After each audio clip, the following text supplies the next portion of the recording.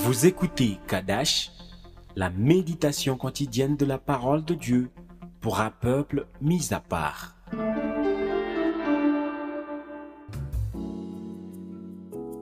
Gloire à Jésus, tu es vivant. Aujourd'hui, je prie pour l'onction du Saint-Esprit sur toi et que ta foi soit affermie. Au nom de Jésus-Christ.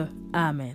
Bien-aimés en Christ, les blessures physiques sont aussi celles résultant des coups et des violences. En parlant des blessures, bien-aimés en Christ, je te rappelle que nous sommes dans l'enseignement sur les maladies intérieures, où nous avons vu en premier lieu les blessures physiques. Il y a des jeunes filles qui ont été violées sous le toit parental, ou chez des amis ou dans des familles d'accueil, et qui en grandissant n'arrivent pas à accepter un homme dans leur vie. Il y a des garçons qui deviennent méchants à cause d'une situation de maltraitance vécue, où ils ont été mal corrigés, battus comme des voleurs, au lieu d'être corrigés en fils avec amour. Il y a des hommes brutaux à l'égard des autres, certains suite à l'ivresse, oui, d'autres parce qu'ils ont développé un certain degré de nervosité en eux. Il y en a même qui réagissent mal suite à une rancune ou une colère refoulée. De quelle façon tu as été blessé, mon frère, ma sœur? Ce qu'on t'a fait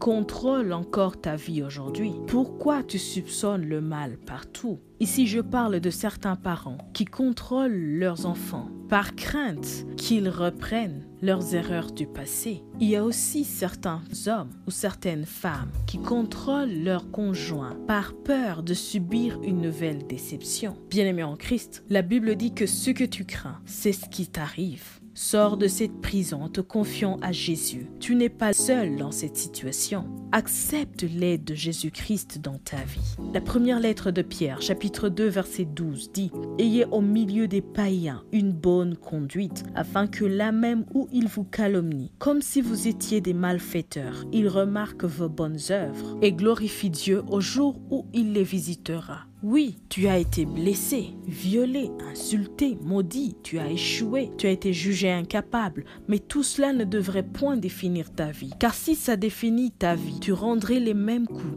les mêmes blessures, les mêmes violences à ceux qui te l'ont fait ou aux leurs. Mais ce n'est pas ainsi que tu as appris Christ. Puisque tu découvres la racine de certains maux de ta vie, décide alors d'œuvrer pour la gloire de Dieu. Alors nous prions en ces mots.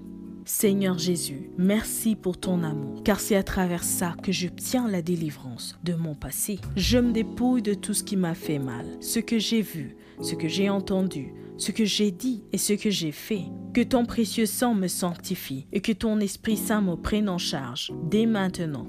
Au nom de Jésus-Christ, Amen. Que la grâce de notre Seigneur Jésus-Christ, l'amour de Dieu et la communion du Saint-Esprit soient toujours avec toi. Sois richement béni. Shalom.